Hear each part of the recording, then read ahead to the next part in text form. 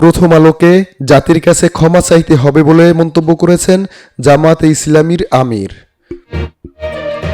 দৈনিক প্রথম আলো পত্রিকাকে জাতির কাছে ক্ষমা চাইতে হবে বলে মন্তব্য করেছেন বাংলাদেশ জামায়াতে ইসলামীর আমির ডাক্তার শফিকুর রহমান। তার নিজের ভেরিফাইড ফেসবুক পেজে একথা বলেন। পোস্টে তিনি বলেন, প্রথম আলোর ঈদ শুভেচ্ছা কার্টুনে কুকুরের ছবি, এ কেমন অদ্ভুত আচরণ। প্রথম আলো গত ৩০ মার্চের পত্রিকায় ঈদ শুভেচ্ছার কার্টুনে কুকুরের ছবি ব্যবহার করেছে।